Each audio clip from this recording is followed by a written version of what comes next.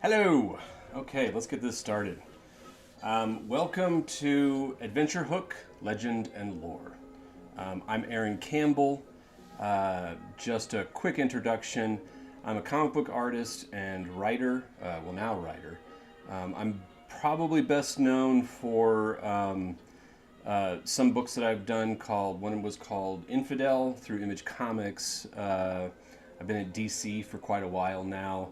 I did John Constantine Hellblazer for Sandman Universe. And the most recent book I did at DC last year was Suicide Squad Blaze. In addition, I also co-write a book called West of Sundown for Vault with Tim Seeley. And that is a supernatural horror western set in northern New Mexico in the 1870s. I won't get really deep into that. I was actually going to show off some of that, but if you get a chance, I'll put links in the show notes to those books where you can find them. Preferably go to your local comic shop and do that, but they're all available on Amazon as well. In addition to being a comic book creator, I am also a passionate role-playing gamer. I've been playing Dungeons and Dragons since, I think I was in like 5th grade, 1989, right when 2nd edition came out. I remember my friends at the time were still arguing over whether 1st or 2nd edition was better. But I never really, they had immediately switched over, and I don't think I ever really got much of a chance to play too much 1st edition. And then later in high school, I branched out into World of Darkness and Call of Cthulhu, and I really love Call of Cthulhu. And I'm a bit of a prodigal son because when it comes to Call of Cthulhu, role-playing games in general, because after college, there was a bit of a dark period in my life where I didn't have people to play with. I wasn't even reading comics, so there was no gaming, there were no comics in my life. This was before even I had started drawing comics professionally. And it was quite a long time. I think I went close to 10 years without playing, and then 5th edition came out and I got back into it, started running a game. I've been running 5th edition ever since it was in beta. So, and now finally, I'm returning to the game that was really like made for someone like me. And I'm surprised I didn't return to it sooner, and that's Call of Cthulhu. And 7th edition is incredible. I love it so much. And of course, I begin, I returned to Call of Cthulhu as a keeper, and the first thing I decided to do is run probably the biggest campaign that's ever been written for probably any system. Masks of Nyarlothotep. And I've been prepping for this game since May of last year. So over 6 months I've been working on prepping for this. And just started with my home group. If you're not familiar, Adventure Hook is a channel that I run with some friends of mine where we play a Dark Sun game, Dungeons and Dragons game set in what is really, I consider to be the most brutal and unique setting ever devised for Dungeons and Dragons. Dark Sun is this post-apocalyptic sword and sandal setting. It's Mad Max meets Conan. It's Dune meets Game of Thrones. It's incredible. I could gush and go on, but this isn't about Dark Sun, but I just wanted to bring it up to let you know that if you're watching, you can check out our channel. We've got every episode that we have recorded so far. There's, I think, 34, 35 episodes available. We just started season 2 with our last episode, and it's a good jumping on point. I give some good background for anyone coming in fresh, and then theoretically you can jump right in there and then kind of work your way through the back catalog and be kind to us. Our first year of streaming was fraught with technical difficulties. We started joking that it was Dark Sun technical difficulties, not Dark Sun Fire and Sand. And so check that out. And we also stream that game live every other Sunday on Twitch. Our channel there is Adventure Hook. So check us out. We're actually going to be streaming this Sunday, 7 p.m. Eastern Time. And that's an awesome crew. We're all people who are passionate about comics in that game. Either creating comics, selling comics, or just reading comics. So, yeah, like I said, check us out if you get a chance. But what I plan to do with this little segment is, and these are all going to be live streams, no frills. I don't have time to do any editing at all. And my next DC project is going to be getting started pretty soon, probably later this month. And when that happens, I really don't know how I'm going to juggle everything, but I'll try. So I really want to keep this casual and just use this as a platform to talk about what I am doing with my game of Masks of Nyarlothotep, which is often called the greatest campaign that's ever been written for any game system. And I have to tell you, over the past 6 months of studying this campaign and preparing for it and now getting into it, it's not really hyperbole. It is an incredible, an astounding piece of work. And everything that people have developed around it is equally astounding.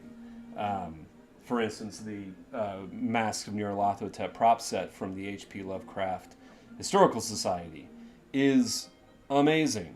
And if you are running this game and you have the means, I highly recommend that you get yourself a copy of that box set.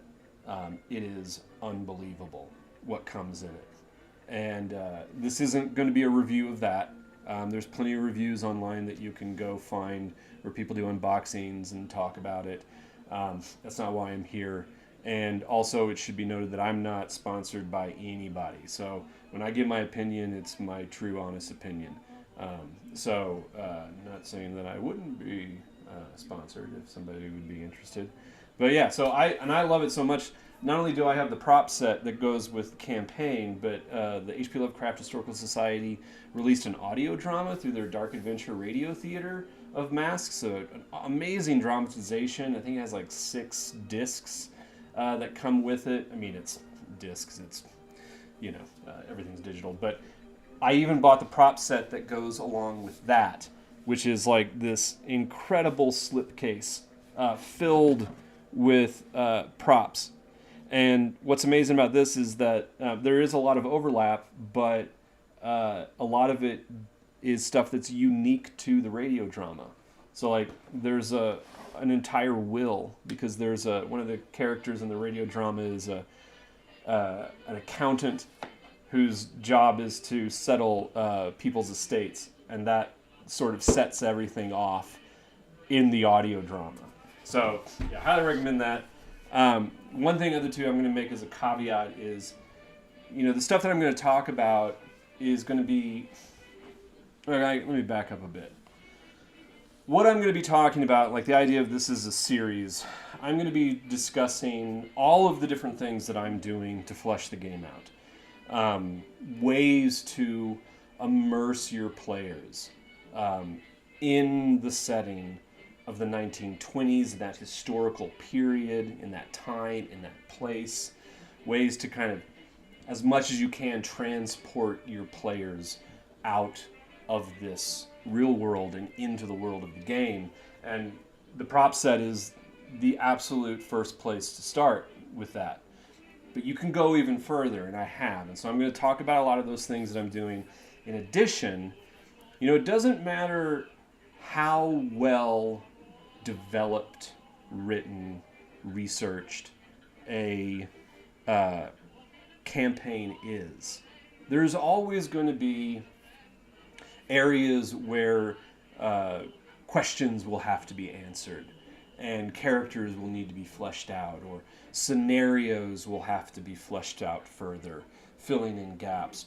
And that's all baked in intentionally, allowing the keeper or game master to add their own flavor, their own style into the game. So with that in mind, I'm going to tell you also what I'm doing as we go along. And so, hopefully I can do this feed, periodically, maybe, ideally once a week, but we'll see if I can maintain that. But really what it's going to be is like anytime that there's a moment in the game where I realize, oh, this is something that needed a little more attention, that would be a good subject for a Legend Lore, Masks of Nyarlothotep edition. And so, having said that, I'm going to start with sort of what I'm adding to the prop set in terms of ephemera, what I like to call material culture that I am giving to my players to further immerse them into this world. And the first thing that I'm doing is sort of it's how do I put it? It represents the beginning and the current state of immersive technology. We're all familiar with Oculus headsets, VR headsets. That technology, which like literally puts you into another three-dimensional space that you can exist in, is based on some really old tech from the 19th century called stereoscopes. And if you're not familiar with stereoscopes, this is a stereoscope. And it is basically an incredibly primitive Oculus headset. It has two lenses on the inside that just works exactly like an Oculus headset. It focuses your eyes into a lens, and it comes with these cards that you insert here. And just like an Oculus, the card has two photographs that are slightly different from each other. And the headset itself, this view scope, focuses your eyes so that those two images overlap and create the three-dimensional image. And these things date back to, I want to say like the later half of the 19th century. And they were incredibly popular. And they were especially incredibly popular for travel images. For the vast majority of people living in the world, they would never probably go more than 30 miles from their town that they grew up in. They might move to another city, move to the big city, but the idea of traveling abroad was something that was completely off the table for the vast majority of people in the world. And so these are the kind, like National Geographic, Harper's Weekly, Time, and these little gadgets existed to allow people to see the world when they otherwise wouldn't be able to. And so what I've been doing, there was a company, I don't know exactly when they were established, but they put out a series of cards, and these are what the stereoscope cards look like. They put out a series of these cards. And in 1920, they come from all different years, but in 1920, there's a specific set that they put out, and that's sort of the one that I've come to realize is the most sought after. And in that set, it was called the Keystone Views. And in that set, there were hundreds of these travel cards from locations all over the world. Just about anywhere you can imagine in the world that was well explored at that point, you would be able to find a card of that place. You could find cards of China and Egypt and Africa and, of course, America and the Southwest and anywhere you can imagine, Antarctica, the Arctic. And they released that big set in 1920. And you can find, I would love to have an entire set, but it's hundreds of dollars to find a complete set of these.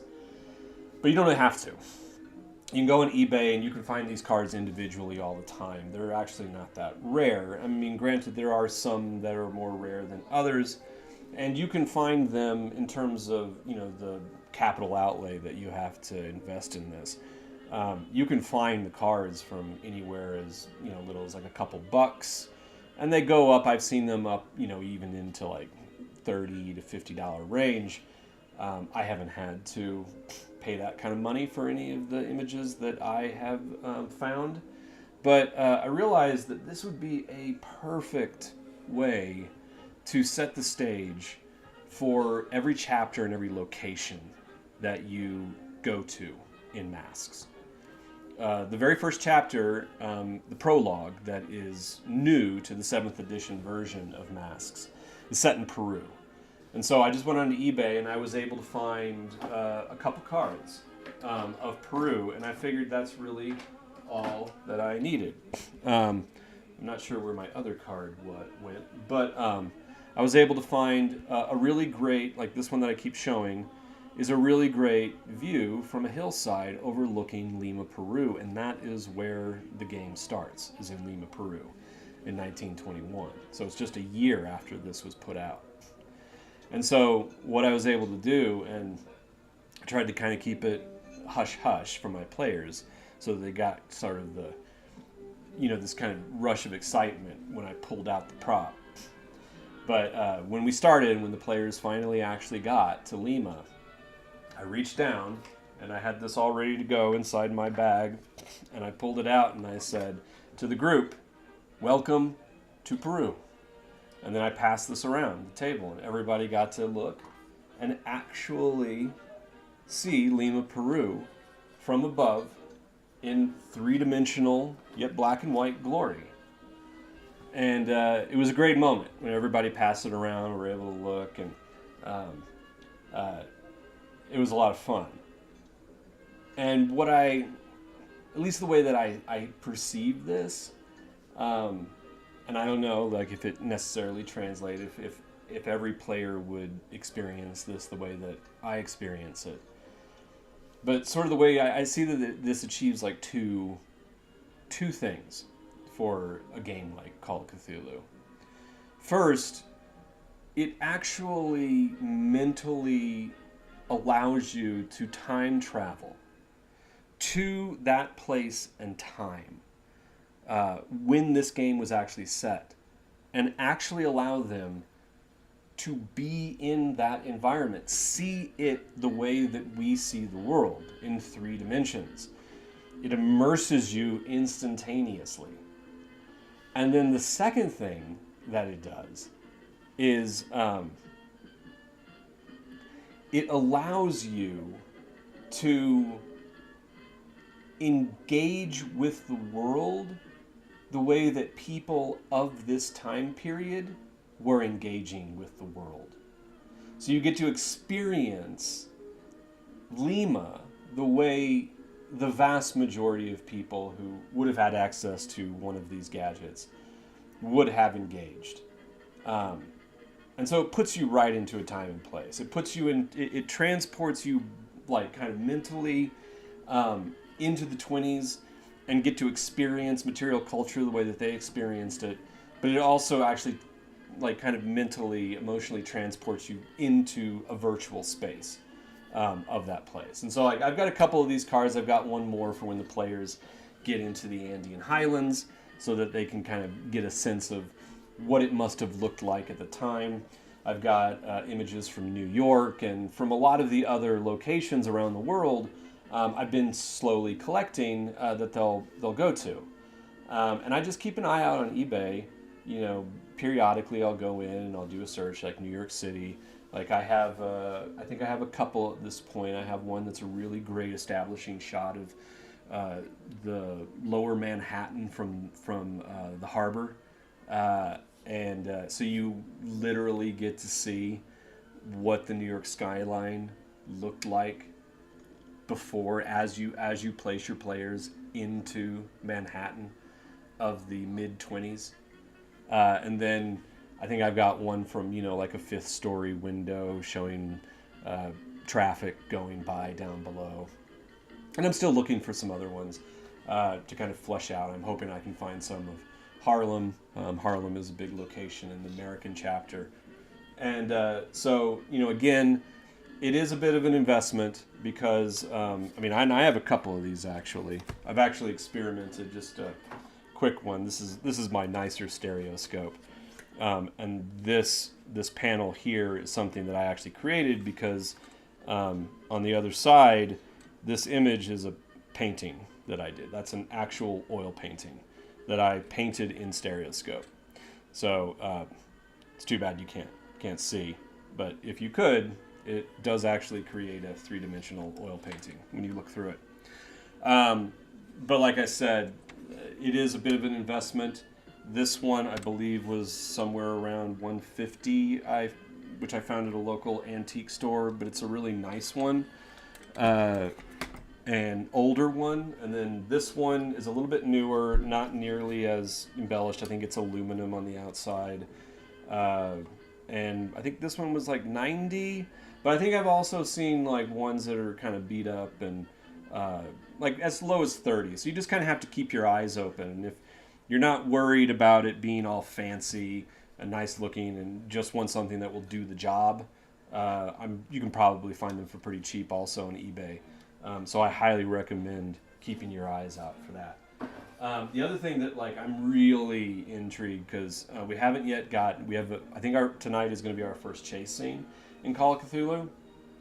We're in the museum right now. If you're following along, if you have already played Mask of Nyarlothotep or you're going to be running Mask of Nyarlothotep, you probably know that there's a scene in Lima, Peru that takes place in this museum.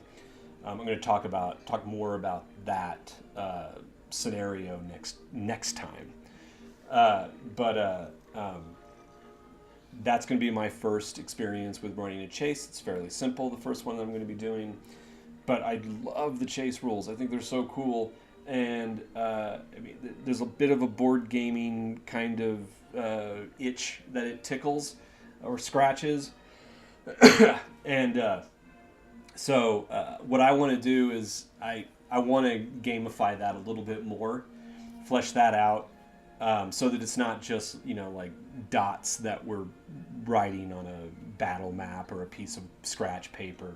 So the first thing that I've done is I actually found these little, they're not matchbox cards, but and I can't remember. I'll go back and look, and I'll put a link or whatever in the show notes of what this brand was. But it's from the 80s, I think. But I found them on eBay, and I have a whole set of them. There's like 8 of them, and I've got this whole range of cars. So I've got sort of a sedan that can sit probably up to like 6 people. I've got little coupes.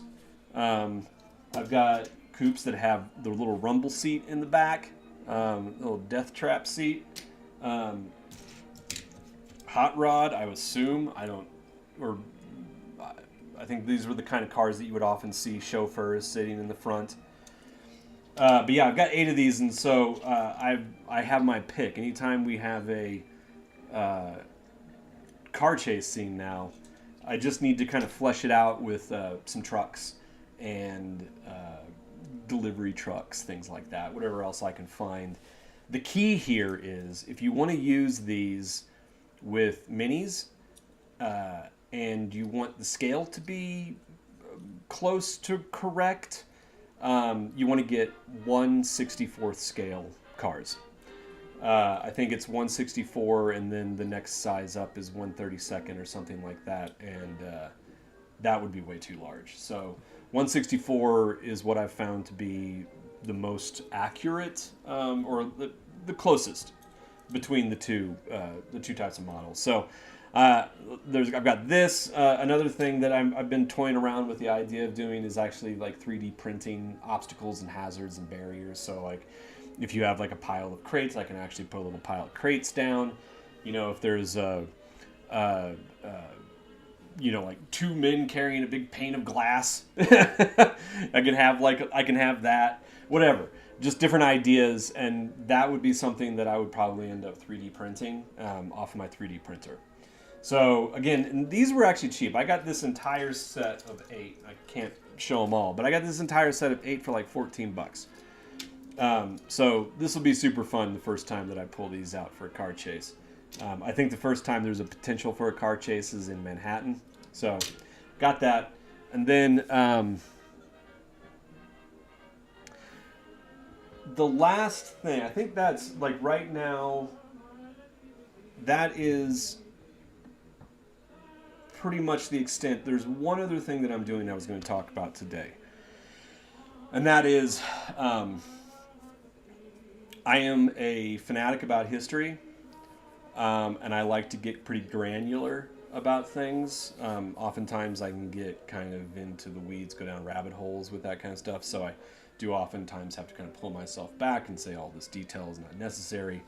But one thing that I like to do is provide context for the world in which these events are taking place, so that the player characters, the PCs, the game itself isn't happening inside like a snow globe, a capsule, where the broader events of what's happening in the world don't really have much impact or meaning. So with that in mind, one thing that makes Call of Cthulhu so, I guess, fascinating or exciting is the absolute volume of historical records that exist of this time period. This was the dawn of mass media, and it's the beginning of everything being recorded. So there are so many resources that exist in the world that are first person resources that are just at your fingertips. It's a bit of a shame not to take advantage of that and provide that context. And it can be simple. But what I've started doing, and this is the first time I think in my life that I've ever subscribed to a newspaper. So I guess the New York Times has Call of Cthulhu to thank for the $6 I'm giving them every month. But having said that, the reason I subscribe to the New York Times is because I found out that they have an archive of every single issue of their newspaper that they printed going back to like 1851. So when this game was taking place, and Mask of Nyarlothotep takes place between 1921, the very first sort of inciting moment happens on January 13th. And I can show you that. I can show you a couple of the props. These are the 2 props so far that have been handed out from the prop set. And so this first one is the newspaper article. That talks about this expedition that's being mounted in Peru by an Augustus Larkin, and that he is looking for people to join the expedition. And that's on January 13th. And then a month later, after the players ostensibly agree to sign up for the expedition, they receive a telegram, also from the prop set, from Augustus Larkin on February 20th, 1921, which gives them the details, like when to arrive, where to meet, so on and so forth. And they are supposed to meet in Lima, Peru, at this bar called the Bar Cordona on March 18th, 1921. Okay? So, what I did, because, and the way that the New York Times, and I can't remember what it's called, there's a time, I can't remember what it's called, but their archive actually allows you to look at scans of the paper. It's not just digitized articles, it's the actual scans of the New York Times from that day. Every single page, you can see all the ads, you can see the headlines, you can see everything. So what I did was the first the first day we played, I had the archive. I had the original issue on my iPad for January 13th, 1921, ready to go. I had that one ready to go. I had 3 tabs open, so I had that one ready to go. I had February 20th ready to go, and then I had March 18th ready to go, the day that they arrive in Lima, Peru. And I passed that around and said, here is the New York Times. Here's today's paper, basically. And that's going forward. Now, I won't be doing this every session because oftentimes, like, it'll be the same day, session to session. But anytime there's a new day that starts, I'll have that paper ready to go, and I'll hand around and say, here's today's paper. And the players can look at it, engage with it as much as they want. But what it does is it gives them all of this context for what's happening in the world. What are the headlines of the day? What are people thinking about? What are people most concerned about? What are the most important issues? What are some of the... I mean, it's history, it's first person. I mean, these are first hand accounts, which means that all of the issues that come with time are going to be present. You're going to see the way that people are portrayed, the way the world perceives marginalized classes, marginalized groups. You're going to see what they value. It's just great context. And you can, like I said, your players can engage with it as much as they want. They can just read the headlines and get kind of a basic idea. And I'll tell you right now, one of the things that I learned when searching through all of these headlines or all these front pages, the world was still desperately worried about the aftermath of World War I and what to do with Germany. All the way up into the late 20s, like when the game, when the first chapter proper starts in 1925, they are still worried about the peace treaty, the reparations that Germany owes the world. There was even an article, a headline article I found in one of the days that was a catalog of all of the destruction that Germany had caused in the war. It had listed villages destroyed, towns destroyed, railroads destroyed, factories, farms, houses, and it was staggering the amount of destruction. And it kind of recontextualized everything for me about this period. It's the 1920s. It's believed to be this carefree time, but you start to get this sense that in that carefree, it's this effort that the world is making, especially America is making, and Americans are making to heal from those wounds and start fresh and put that horror behind them. But it's right there. It's in tow. It's coming along with them. It cannot be ignored because it is in the headlines every day. Every day Americans are being reminded of what happened like 4, 5, 7 years ago. And the horror that they're still dealing with. It's incredibly interesting to me. So, and I think the last thing I'll leave you with is that when I was doing this, I discovered something that was was such an incredible coincidence. Okay. This telegram, which comes in on February 20th, 1921, okay? So what I was doing when I was looking at the articles, and I'll just kind of flip through front pages, front and back. So I'll go, I'll look at February 18, February 19, then February 21, 22. Well, on February 19th, the day before they get this telegram, there is an article. It's a little article at the bottom of the front page of the New York Times about an aviator out of Peru attempting a trip from Lima, Peru to New York City.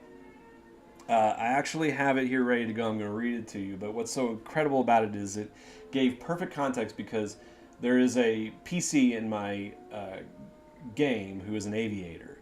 And immediately my wheels started spinning and I was like, there's every possibility that that character could attempt to use those aviation skills to fly from Lima, Peru up into the second location in the prologue, which is up in the Andean Mountains.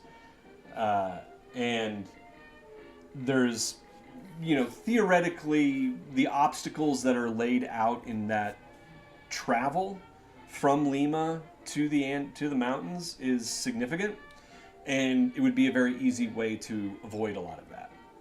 What I realized reading this article is that is not, if you want to be absolutely historically accurate, get all that verisimilitude in, which, again, I guess the caveat is you can make Call of Cthulhu games as historically accurate as you choose, because this is a Elseworld version of our world. So you can take it or leave it. But I love to kind of work within these restrictions. So, but what I realize is that this right here is a first-hand account that is directly related to the place that they are getting ready to go to, and how there is no capability currently to fly from New York to Lima. So they're going to have to take either a ship to Lima or some kind of land travel, like railroads down to the south and then travel through Mexico, whatever. My players ended up taking a steamship and went through the Panama Canal, and that had a lot to do with the fact that one of the players' characters is his father is an incredibly wealthy shipping magnate. So he has those resources at hand. But other than that, in Lima, Peru itself, you realize because, well, let me read the article first, and then I'll dig a little bit deeper. Okay, so here it is. So flight here from Lima on, meaning there's this flight that's been planned, and it's on. It's ready to go. Now, this is one thing I was talking about where you have this, you're looking at this through first-hand accounts. So you're seeing the way that people interpret this information, and also the way that people, treat marginalized groups. Not that I think that the son of the president of Peru is particularly a marginalized group. Certainly not in Peru, but certainly would be in America. But right off the bat, they get his name wrong. They call him Jean, and his name is Juan. That's one of two typos that they make in this. So Jean, or Juan Lagula, president's son, lands but will continue trip. So Lima, Peru, February 18. So this was just 2 days before the telegram came in. Juan Lagula left Ancon yesterday on an seaplane. This is very small. Left Ancon yesterday on a seaplane flight to New York. He has been forced to land in Salaberry. This is the second mistake, is actually Salaberry. I'm sure I'm butchering the pronunciation, though. About 200 miles north of Ancon. And Ancon is a city north of Lima on the coast, and Salaberry is like a couple hundred miles north of that. Peru has an incredibly long coastline, FYI. Where was I? His first stopping point was to be Tulara, which is really like right at the furthest northern point on the Peruvian coast. So his first stop was to be Tulara. Where are you? Wait, no, I got ahead of myself. Let's go back. Okay. He was forced to land in Salaberry, about 200 miles north of Ancon, as his radiator was not working properly. After making the necessary repairs, he will continue the flight. And then this is a follow-up story that happened, or a previous story from the day before. Ancon, Peru, February 17th, Juan Lagula, son of President Lagula of Peru, and a widely known aviator, left his city at noon today in a seaplane for a flight to New York. His first stopping point was to be Tulara, and the next was to be Buenaventura, Colombia, which he expects to reach on Friday. On Saturday, he plans to reach Panama. At that city, he will remain a few days to make preparations for the rest of his voyage. Lieutenants Damido and Romanet, French, I'm sorry, I cannot pronounce French words, members of the French aviation mission to Peru, are quoted by newspapers here as saying that Lagula will be called upon to meet many difficulties before completing his trip. Now, unfortunately, I did some more looking into this. I couldn't find anything else about this online, so I don't know if Jean Lagula ever finished his trip, or if he crashed and died somewhere. Who knows?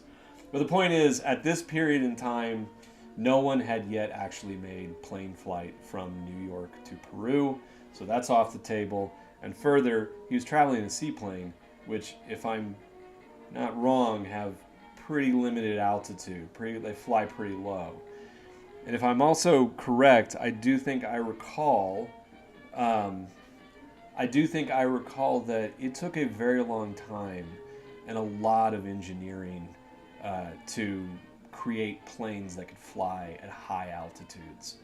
I haven't done too much looking into that to confirm, but this article is a perfect example of just it's weird synergies that sometimes happen when you're looking through these historical records, like the little bits that you can tease out. And as we go forward, I'm going to continue using these articles.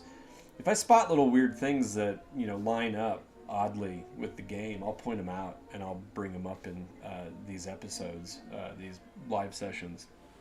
So,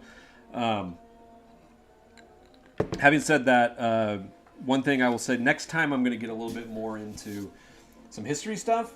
Not a lot. I mean, I'm not going to give any history lessons here.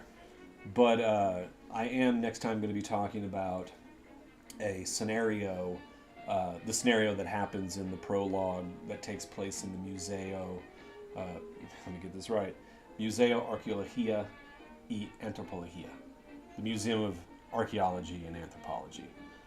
Because when I started running that, I realized that there is definitely some fleshing out that can be done in that particular scenario that I think can just add a little bit more depth and resolve some kind of open questions that I found myself asking. So I'm going to get into that next time. The other thing that I would recommend, if you really want to follow along, the first thing that I did to prepare for Mass of Nyarlathotep and the Peruvian prologue is to read this book, Right Turn at Machu Picchu, which is all about the quote-unquote discovery, the first Western, individual to come across Machu Picchu in 1911, and then this individual who followed along in those footsteps. I can't remember exactly when. It's been a little while since I've read this. I'm actually going to read it again. But it's great because it gives you a lot of great context for what sort of the geopolitical state of affairs looked like in Peru at this time. And that's one of the things that brought me to what I discovered in the section with the museum is that there's a pretty significant historical inaccuracy that's laid out. And it actually has quite major implications on the prologue as a whole. So I'm going to talk about that, what that inaccuracy is, and talk about ways of working around that to make sense, if you care at all. So having said that, pretty much I'm going to end that there. Thanks for watching. I hope that you follow along as I continue with this legend lore little experiment. Please make sure to subscribe, help us build the channel. It's very small right now. We only have just started to kind of concern ourselves with YouTube. And we might even actually be moving everything over to YouTube at some point. And really want to make this worth your while, worth our while. So again, please subscribe, tell your friends about it if they're into gaming, and especially if you know anybody who's going to be running Mass of Nyarlathotep. I mean, the only other thing I'm going to tell you is if you follow along, there's going to be spoilers every single time. So if you're playing Mass of Nyarlathotep, I would say don't watch. And if you are one of my players, this is the last episode you're allowed to watch. well, as long as we're well past the content of each episode, you can probably go back and watch. But for now, once again, I'm Aaron Campbell. You can find me on Instagram at Aaron Campbell Arts. I'm also on Hive, that newfangled social media network. You can just find me as Aaron Campbell. I'm not on Twitter. I'm on Facebook, but I don't really bother with that. So you can find me on both of those. You can find us also, for now, on Twitch.